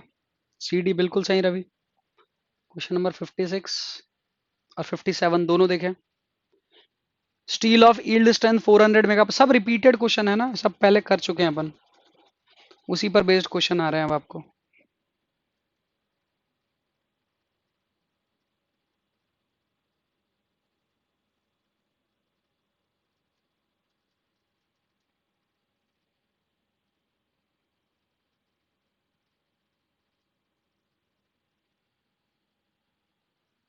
156 and 157, steel yield strength 400 megapascal has been used in a structure. What is the value of maximum allowable tensile stress?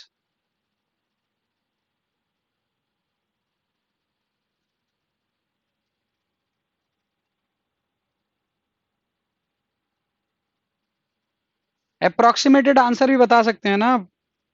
Upon data data वगैरह कैलकुलेट करो, उसके बेसिस पर आंसर आ रहा है और वो अलग आ रहा है, टेंशन नहीं लेना, आप अप्रोक्सीमेटेड भी बता सकते हैं।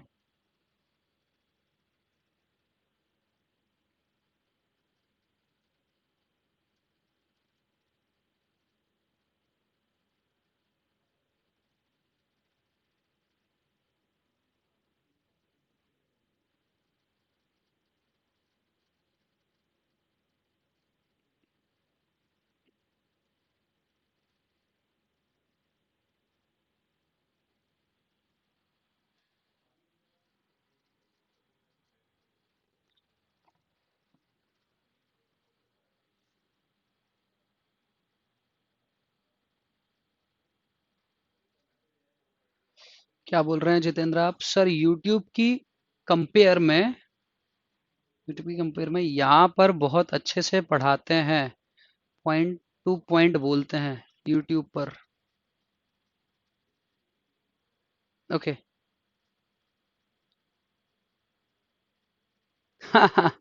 जितेंद्र, जितेंद्र देखिए, दैट इज डिफरेंट थिंग है ना वो। That is YouTube channel for in nimbus learning is for promotions, है ना, ताकि ज्यादा से ज्यादा लोग हमें देख पाए, और if they want they can join us. आप में से बहुत सारे होंगे जो निम्बस को यूट्यूब से देखकर आए हुए होंगे, और बहुत सारे जो पहले से जानते होंगे, है ना, तो डिफरेंस होता है ना, क्राउड का डिफरेंस होता है। क्राउड जिसके वहां लगता है वो यहाँ पर और बेटर पाता है, और यदि और बेटर नहीं पाएगा ना तो वो 10 लोग को मना करेगा। एंड वी नो कि हम यूट्यूब पर, यदि मैं रिवीजन क्लासेस करवा रहा था तो रिवीजन क्लासेस में मैंने करवाया, पढ़ाया, और जब मैं आरसीसी या ट्रांसपोर्टेशन या कोई सब्जेक्ट यदि मैं पढ़ाता हूँ, बीएमसी पढ़ाता हूँ, जब मैं डिटेल में पढ़ाता हूँ, तो रिवीजन और इसमें बहुत ज़्यादा डिफरेंस हो जाता है। मैं 60-70 घंटे में आरसीसी पढ़ा रहा हूँ, और रिवीजन में मैंने 15, ज़्यादा से ज़्यादा 25-30 घंटे में पढ़ा दी होगी, तो डिफरेंस रहता है ना बहुत ज़्यादा। चलिए इस क्वेश्चन के अंदर देखते हैं, तो इसका स्टील ऑफ 400 मेगा पास्कल, तो 400 डिवाइडेड बाय 1.8 निकालेंगे तो वो 200 समथिंग आएगा, 220-30 जितना भी आएगा, it is nearly equal to 240 ना। आ रहा है क्या 156 का? कितना आ रहा है भाई?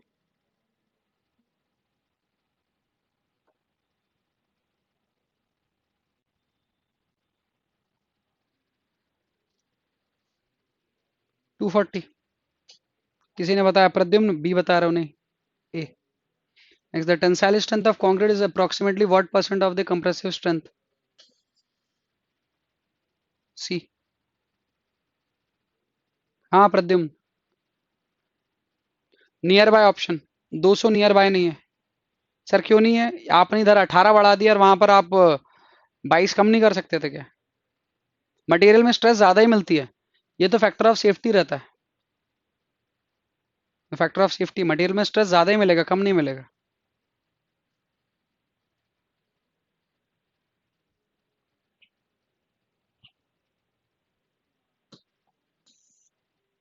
158 एंड 159।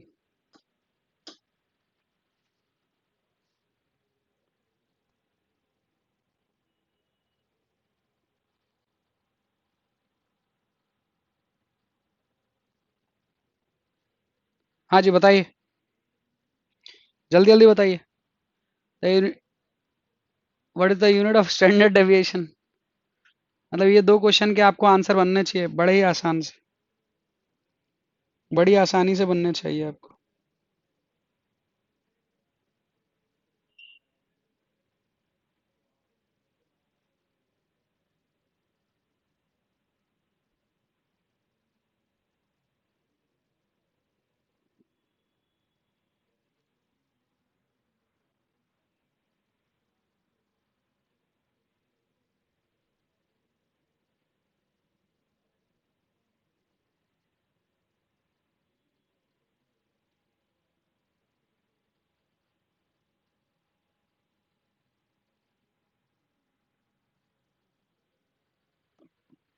हाँ जी।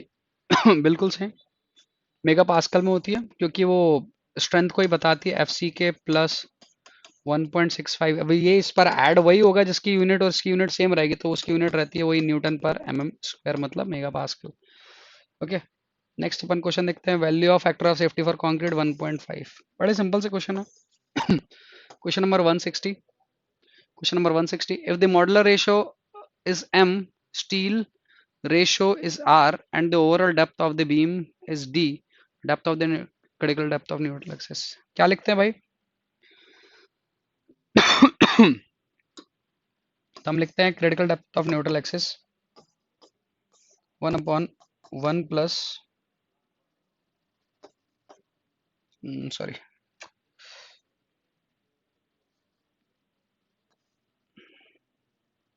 Sigma S T upon sigma C B C into M. ऐसा लिखते हैं अपन critical depth of neutral axis को।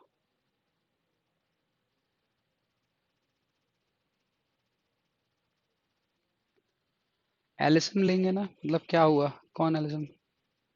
159 3 for W S M and 1.5 for, नहीं नहीं, if it is not given take it 3। मैंने पहले ही बोला है, जब तक W S M L S M नहीं लिखा हुआ है तो आप लेंगे एल एस एम का, लिखेगा डब्ल्यू एस एम तभी लेंगे ना।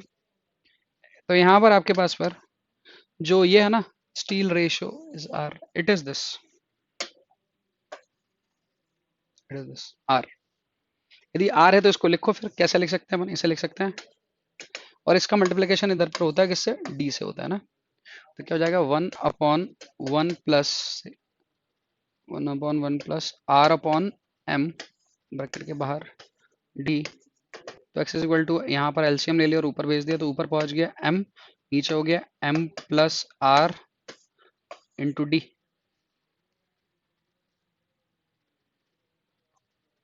Okay, so so this is your relation जो आपने पता किया है। ओके, सीट किससे मिल रहा है, किससे मिल रहा है भाई, option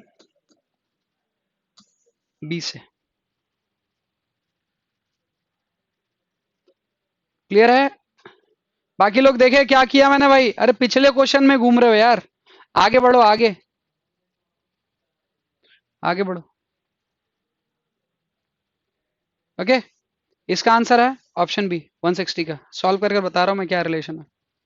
this relation is known as, इसको बोला जा रहा है R, steel ratio. Okay, next question में बढ़ते हैं। The factor of safety for, the factor of safety for steel is, steel and concrete are same, नहीं, steel is lower than concrete. पढ़ा है भाई 161 का भी, पढ़ रखा है, सभी ने पढ़ रखा है, चाहे डब्ल्यू एस एम चाहे एल एस एम।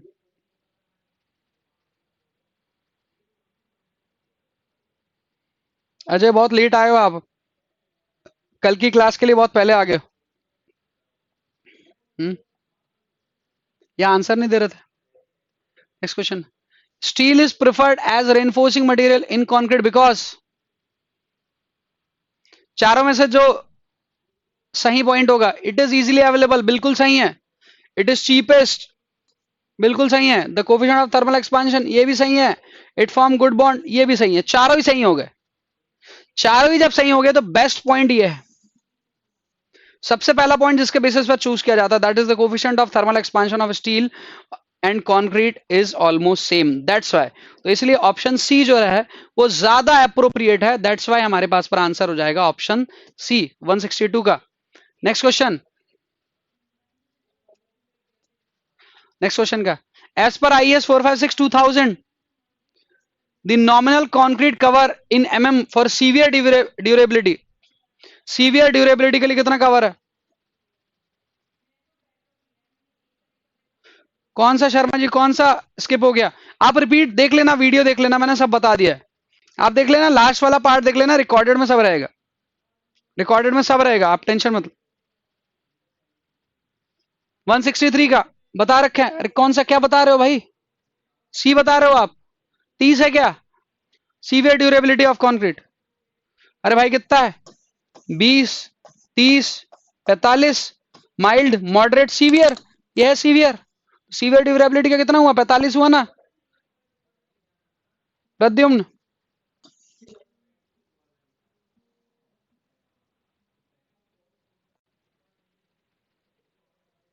164 का, 164 का क्या बता रहे हो? बी बता रहे हो?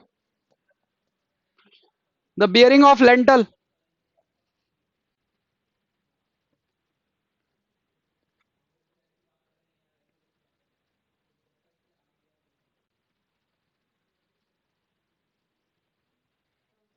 वन सिक्सटी फोर का शर्मा जी है ए। द बियरिंग मेंबर की विड्थ कम से कम होनी चाहिए 10 सेंटीमीटर, 100 mm। 164 का है ए।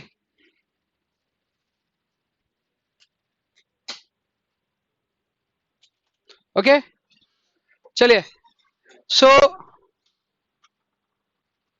जो आपका कौन सा पार्ट है आपका?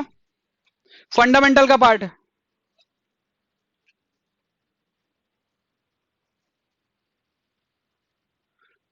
जो फंडामेंटल का पार्ट है आपका वो होता है कंप्लीट, फंडामेंटल का पार्ट होता है कंप्लीट। और कल हम लोग स्टार्ट करेंगे, कल हम लोग स्टार्ट करेंगे इसका नेक्स्ट पार्ट। ओके तो इसमें 164 क्वेश्चन करने में आप देखिए आज हम लोगों ने कितने कवर किया क्वेश्चन, आज हम लोगों ने 40-45 क्वेश्चन कर लिए। तो जैसे जैसे अपन लास्ट लास्ट पर पहुंचते जाते हैं ना, तो हम ज्यादा से ज्यादा क्वेश्चन कवर करना स्टार्ट करते हैं, ज्यादा से ज्यादा क्वेश्चन कवर करना स्टार्ट करते हैं। कैसे करते हैं? क्योंकि हमको रिपीटेड रिपीटेड क्वेश्चन ज्यादा देखने को मिलते हैं। क्लियर है सभी को? बियरिंग ऑफ लेंटल कहने का मतलब है आपके पास पर जो बियरिंग मेंबर रहेगा, लेंटल को जो बियर करने वाला मेंबर रहेगा उसकी थिकनेस मिनिमम कितनी कितनी होनी चाहिए? Minimum thickness bearing member of lentil, lentil को जिसके ऊपर बनाया जाएगा। ओके चलिए,